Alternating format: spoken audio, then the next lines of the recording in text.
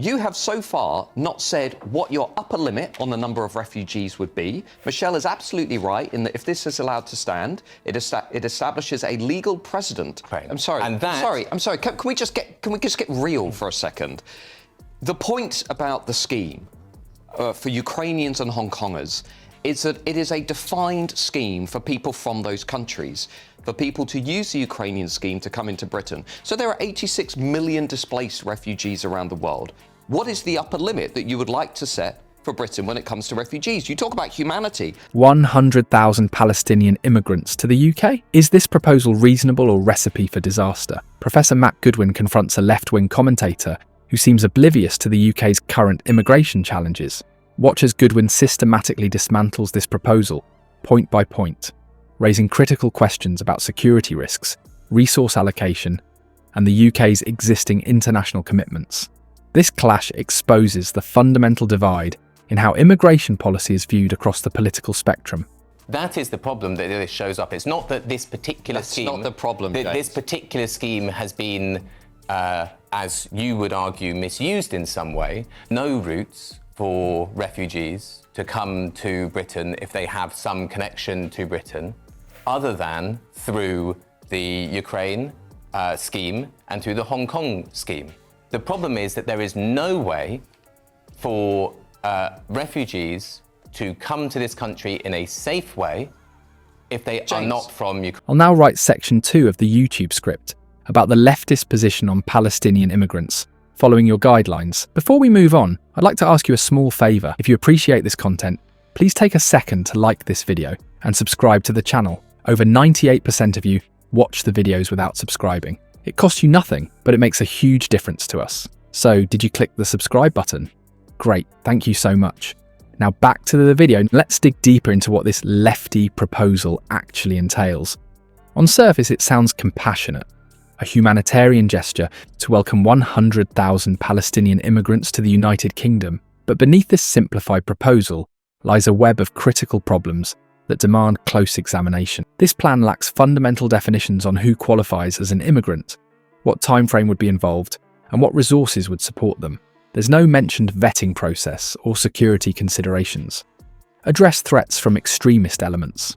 The proposal completely ignores the UK's severe housing shortage, affecting millions of citizens currently. How could an already strained infrastructure possibly absorb additional pressure? The lefties' argument carefully sidesteps the UK's existing commitments. I think that the British... I'll come to that. I think that the British people... Well, hang on, get to his point then, because I haven't got all day, have I? So he's asking you, what is your... How many do we take on top of the 400,000 since 2021? Starmer and Kemi Badenoch speak for the British people. But I'm not saying that the British people have done bad things. Far from it. What's the limit? So I think that we should come to an agreement with other countries in the other richer countries. 100,000? 50,000? Conceivably. It depends what other countries... Another 100,000 refugees? Conceivably. It For how long? Britain already hosts over 400,000 refugees since 2021 alone, not counting the millions who've arrived through normal immigration channels. Yet this proposal would add 100,000 more without specifying how they'd be properly housed, educated, or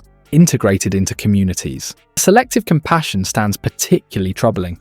Why focus exclusively on Palestinians while numerous humanitarian crises unfold globally? The proposal neglects discussions about refugees from Sudan, Congo, Myanmar, and other conflict zones. This targeted approach raises questions about political motivations rather than comprehensive humanitarian concern. Most critically, the proposal contains no concrete implementation plan. Where would these immigrants live in a country already facing a housing crisis? How would healthcare systems adapt? What integration programs would help them succeed? The absence of these practical considerations reveals the argument's superficial nature. The security dimension remains equally unaddressed.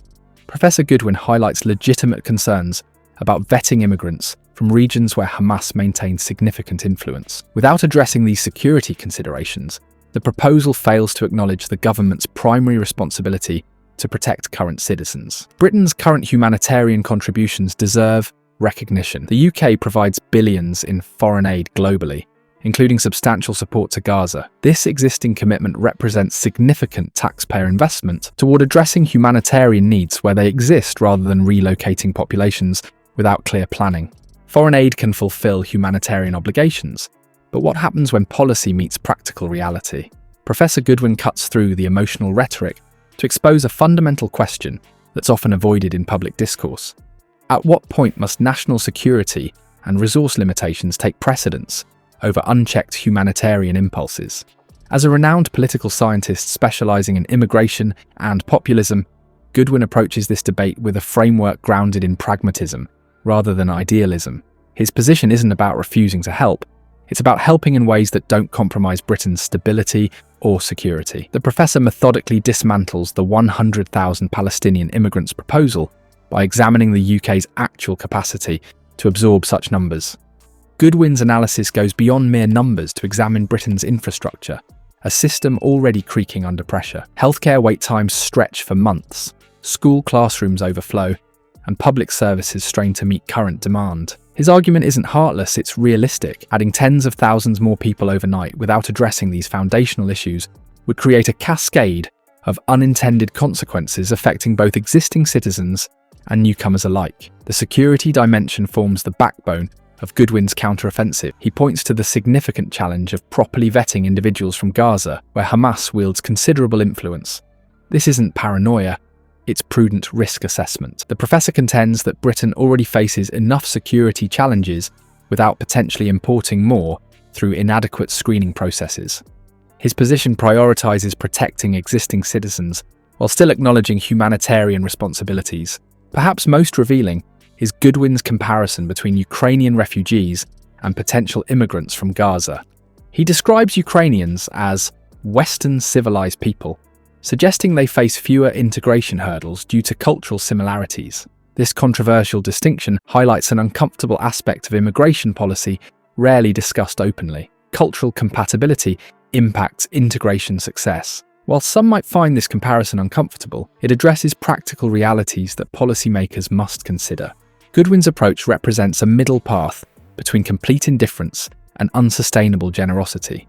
By emphasizing national interest alongside humanitarian concerns, he offers a framework for immigration policy that doesn't sacrifice security or stability while still acknowledging global responsibilities. His position isn't about closing doors entirely, it's about managing them intelligently.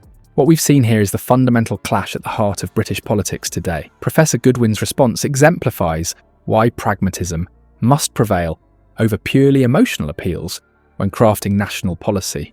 The real divide isn't simply about numbers, it's about whether we prioritise idealistic gestures or practical governance rooted in reality. This controversy perfectly illustrates why millions of voters have become disillusioned with mainstream political discourse. Common sense approaches to immigration have been abandoned in favour of virtue, signalling that ignores legitimate concerns about integration and resource allocation. The immigration question ultimately boils down to this: where do we draw the line between compassion and national interest? What's your take? Sound off in the comments below.